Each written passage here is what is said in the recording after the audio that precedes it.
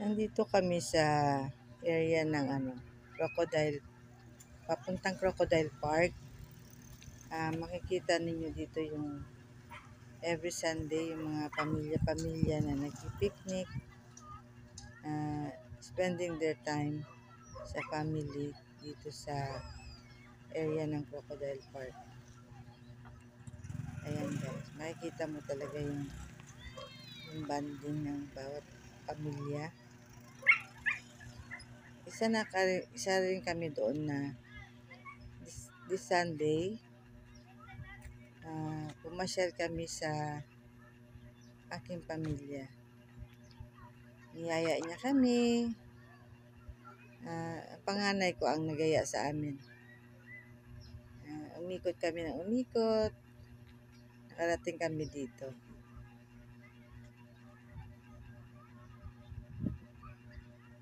Maganda ang lugar guys. Magandang pasyalan. Marami talagang lugar dito sa sa Davao na magandang pasyalan ng pamilya. Makikita nyo dito yung malaking building na yan. Isa yan na hotel dito sa may Crocodile Park. Naghahanap kami ng makakainan kasi at dito kami napunta.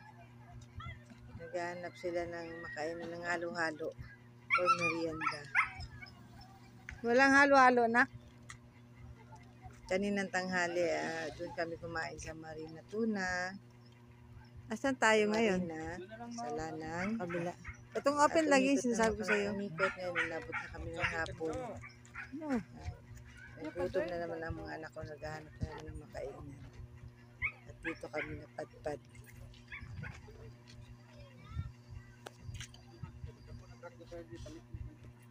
Ayan ang aking pamilya. Sakyan na aking anak.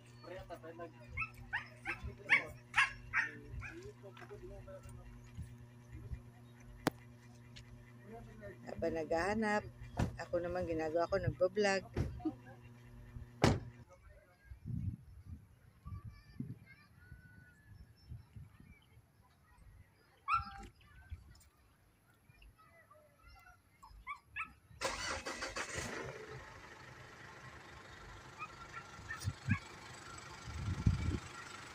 Naiiwan na nila ako.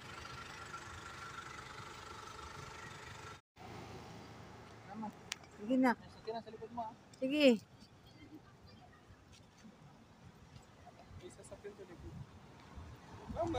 Go!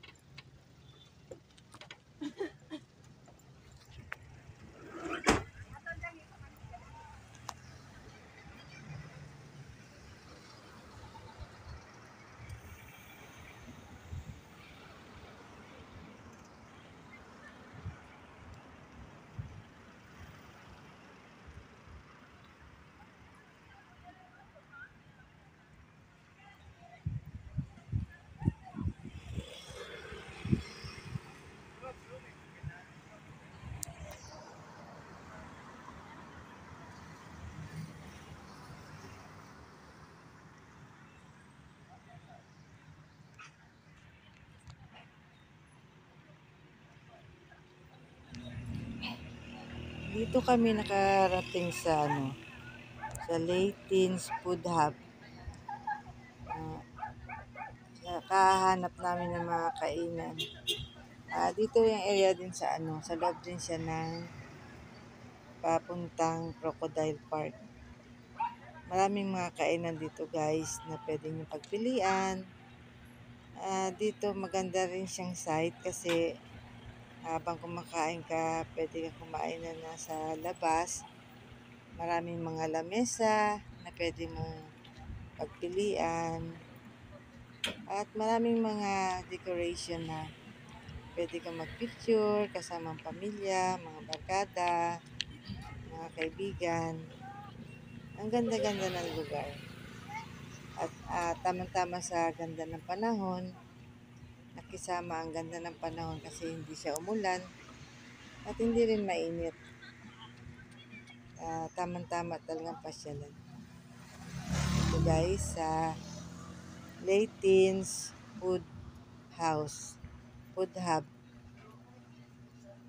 Ito yung mga ano nila, nagpagawa talaga sila ng mga pwedeng pwede ka magpa-picture. Yan. Yung bangko, yan o, pinagawa talaga nila para maka-attract sa bawat punta dito. Yan, may strawberry at ang lemon. Nakikita nyo naman guys na marami talagang tao na pumunta dito. Usual ang pumunta dito mga pamilya talaga. Marami kang pagpipilian. Yung area na yan ang coffee shop nila. Tapos yung sa labas, yan yung ano, bilihan mo ng mga snack, mga pizza. Yan ang aming pinili na merienda ngayong hapon. Pumili ang anak ko ng dalawang malaking pizza. 6 kami pero talaga naubos talaga namin. Ito naman yung Grilling Bunny Station. Mga ihaw-ihaw.